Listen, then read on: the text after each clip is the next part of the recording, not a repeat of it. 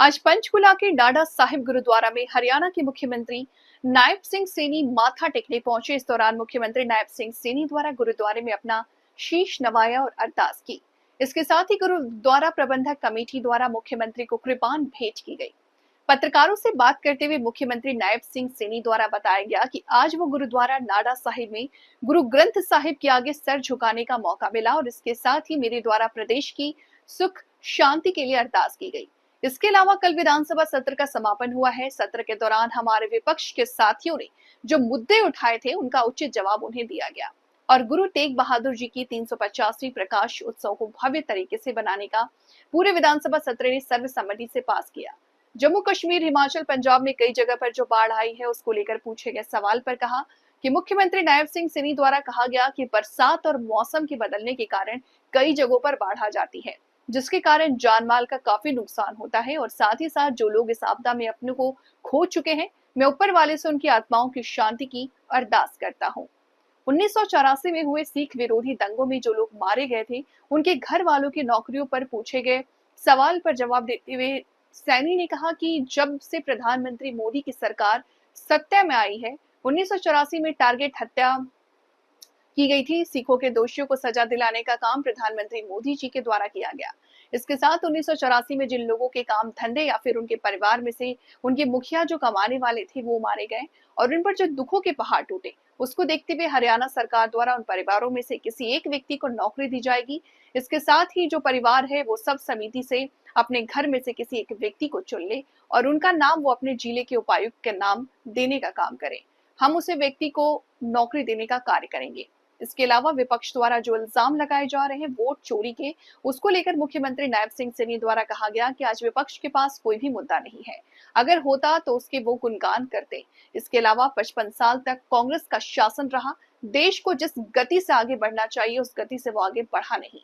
कांग्रेस के राज में भ्रष्टाचार, घोटाले बढ़ते चले गए, जिसके कारण देश में अव्यवस्था, आपसी भाईचारा खराब हुआ। मोदी जी की सरकार बने के बाद एक बार भारत श्रेष्ठ भारत का नारा दिया। इसके साथ ही पश्चिमी सभा में एक समान विकास हुआ और आज देश गति के आगे, देश गति की ओर अग्रसर है। गुरुद्वारे में आए हैं, क्या कहना चाहेंगे? देखिए, आज इस पवित्र भूमि डाडा साहब आज शीश नवाने का अवसर मिले हैं। मैं प्रदेश के मित्रा जो तुम स्वास्थ्य दे रहे गुरु के चरणा विच अरदास की है। कल विधानसभा का सत्र समापन हुआ है और लगातार हमारे विपक्षी साथियों ने जो भी मुद्दे उठाए हैं, हर एक मुद्दे का जवाब उचित समय पर दिया गया है और विधानसभा ने सर्वसम्मत महान सदन ने गुरु तेग बहादुर जी के 350वें वर्ष के शहीदी दिवस के अवसर पर पूरे प्रदेश में बहुत ही भव्य तरीके से मनानदार पूरी विधानसभा ने रेजोल्यूशन पास किया है और आज मुझे गुरु के चरणों में शीश नवाने का अवसर मिला है। मैं सर, बात की जाए हिमाचल, जम्मू कश्मीर और पंजाब में कई जगहों पर बाढ़ आ चुकी है, तो हरियाणा के लिए भी कोई इंस्ट्रक्शन जारी की गई है? देखिए, क्योंकि जो मौसम और बरसात का जो विषय है, जो हमारा क्लाइमेट वो चेंज हो रहा है, उसके कारण से कहीं कहीं बेतहाशा बरसात आ जाती है और उसके कारण से जान माल की हानि भी हुई है। परमपिता परमात्मा से प्रार्थना करता हूँ कि उन सब दिवंगत आत्माओं को जिन्होंने अपनों को खोया है जो परमपिता परमात्मा के चरणों में विराजमान हुए हैं, मैं गुरु के चरणों में प्रार्थना करता कि उन सभी को अपने चरणा विच निवास बख्शी और परिवार में जो दुख हुआ है उस दुख को सहन करके सकते। 19 जो शहीद हुए उनके बच्चों को नौकरी दी जाएगी। देखिए, गुरु तेग बहादुर जी का 350वां शहीदी वर्ष हम मना रहे हैं और हमने ये निर्णय किया है, देश के प्रधानमंत्री आदरणीय मोदी जी जब से सत्ता में आए हैं, पहली बार कि इतना बड़ा जो एक टारगेटेड तरीके से नरसंहार हुआ था और उसकी फाइलें भी दबा दी गई थी, फाइल भी दब गई थी।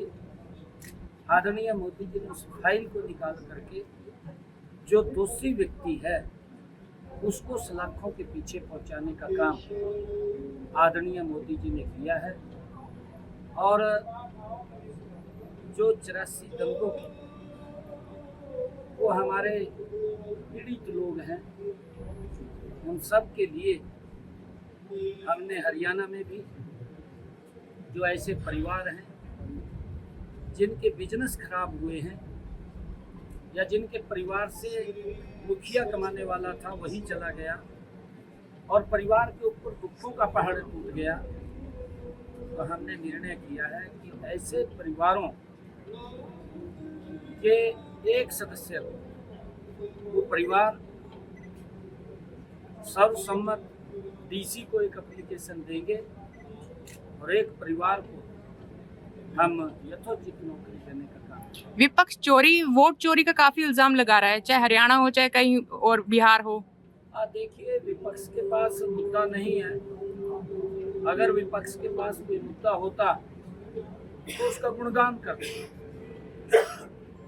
55 साल तक देश के ऊपर सत्ता में रहे हैं।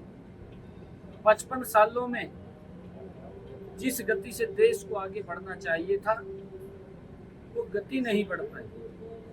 धीरे धीरे करके कांग्रेस की सरकार ने भ्रष्टाचार, घोटाले, देश में अव्यवस्था और देश में आपसी भाईचारा भी कांग्रेस की सरकार में लगातार वो कम होता चला गया और उसका परिणाम है, उसके दुष्परिणाम निकले।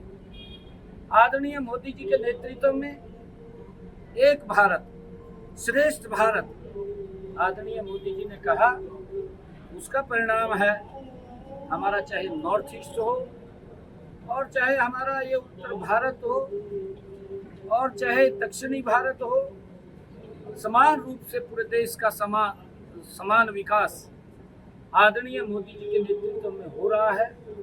मुझे खुशी है कि आदरणीय मोदी जी ने जो गुरु नानक देव जी का 550 साल जब अटल जी की सरकार थी उसको भी मनाने का हमें अवसर मिला है। गुरु तेग बहादुर जी का 350 साल प्रकाश पर्व, 300 साल प्रकाश पर्व वो भी हमें मनाने का अवसर मिला है। गुरु गोविंद सिंह जी का प्रकाश पर्व वो भी हमें मनाने को मिला है। और जिस स्थल के ऊपर गुरु नानक देव जी रहे हैं, नानकपुरा साहिब, जो गुरदासपुर से सीधा कॉरिडोर उस स्थल को जोड़ने का काम भी आदरणीय मोदी जी ने किया है। निरंतर ये सरकार हमारे गुरुओं की जो शिक्षाएं उन्होंने हमें दी हैं, जो रास्ता हमारे गुरुओं ने हमें दिखाया है, निरंतर उसको आगे बढ़ाने का काम आदरणीय मोदी जी और हमारी डबल इंजन की सरकारें कर रही हैं।